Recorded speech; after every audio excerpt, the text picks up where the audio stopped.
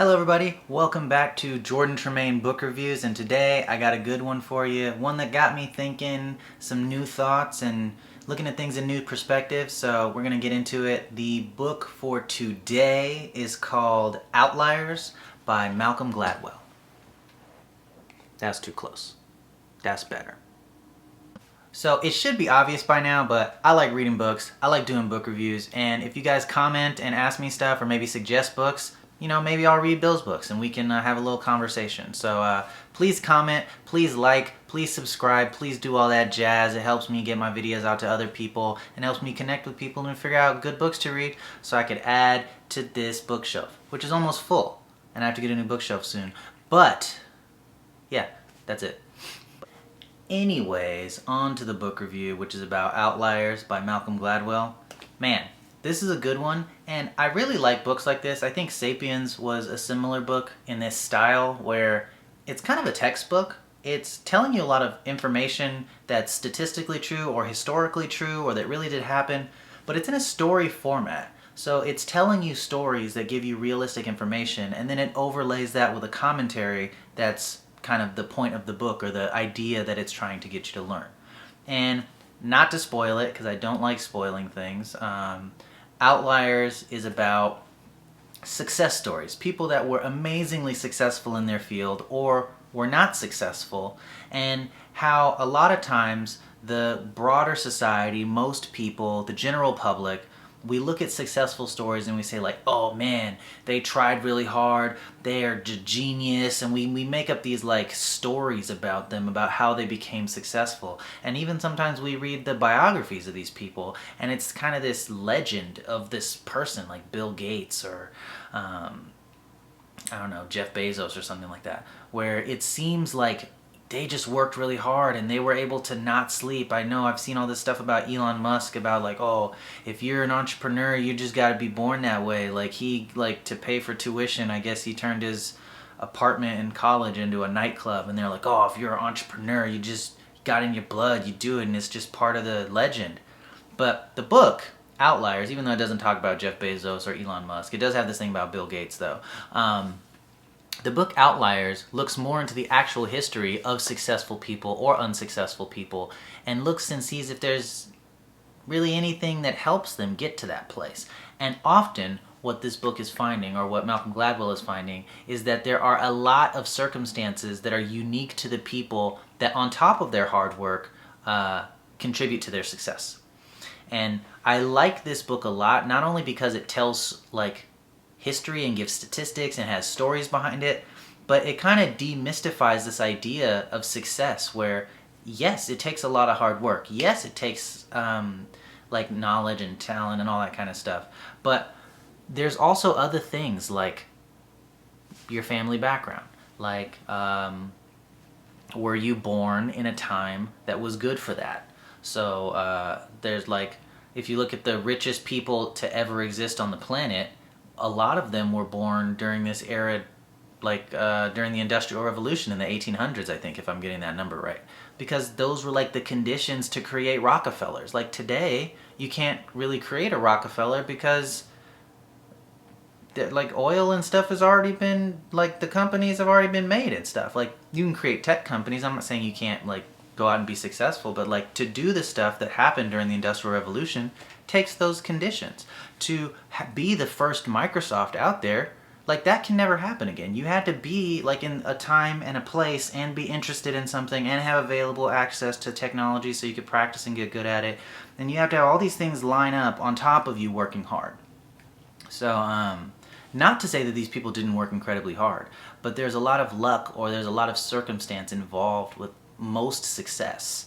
And I think it's healthy to look at the real story and not like create these images of these people on such a high pedestal that it's like, I could never be that. They just work so crazy hard. And it's like, no, people have circumstances and they navigate their circumstances. And I think it's more realistic to try and take the whole picture rather than just the title on the front of the newspaper. So there's a lot of interesting examples in here. It talks about culture, it talks about family upbringing, it talks about different statistics. It talks about access to certain amenities or privileges and stuff like that. It even talks about race at the end. And the author, what's really cool is he even goes into his own family history and talks about how the success of his own family is a product of certain specific things that were basically random chance, or that were privileges or opportunities that his specific family members got that other people didn't get. And what I like about this this book is it raises this question, like, are these people successful because they're amazing, talented people? Yes, but how many other people would have been successful if they were given the same opportunities? Whereas sometimes this opportunity is only given to one person, and it's only given to that one person on chance, or because they were in the right place at the right time. And yes, they worked really hard, but out of the 1,000 people that worked really hard, they happened to be walking down the street on that day. And that's why they became the CEO of this company or something like that. And I think it helps to put things in perspective and not to beat ourselves up so much about not being successful. I think it was Beyonce that said like something like, it's possible to do everything right and still not win, and that's okay. Because sometimes you didn't get that opportunity and you weren't in front of that scout, even though you were the better player. You had a sick day. Or there's plenty of Olympic athletes that are world-class athletes that get an injury so they don't get to go to the Olympics, and then they never win their gold medal. And then there's other Olympic athletes that, just luckily that didn't happen to them, so they end up going to the Olympics.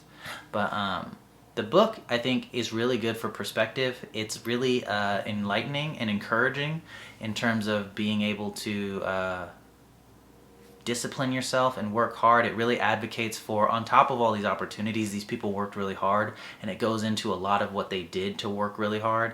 They derive a lot of psychological rules that I think a lot of people have heard about but haven't invested really any research into, like the 10,000 hour rule. They talk about that a lot. They talk about the Beatles in here. The musician band, but I think this is a great book. I think it provides excellent perspective to people that are trying to be successful, whatever that means to you. It documents a lot of what successful really is statistically or historically amongst lots of different people over different time periods and different countries through different disciplines, and I think it's really interesting, and I think it can help us to kind of be aware of our situation and how it contributes in terms of privilege or hindrance to what we're trying to achieve. And once we're aware of something, I think it helps us to be able to manage it or deal with it or accept it a lot more, rather than be frustrated by something where it's like, I don't know what's going on, but it's really hard for me and I'm frustrated. So if it can be measured, it can be managed. I've heard that a lot. It's not in this book, but I think it helps you to like be more aware, or it did for me. So the book is Outliers. Bam, right there. The Story of Success by Malcolm Gladwell. It is something I listen to on audiobook, and since, like I was saying before, a lot of the history that it's giving, and it's like in story format, so it's nice to listen to on audiobook. I don't know how the reading of it is, but it was pretty simple to read.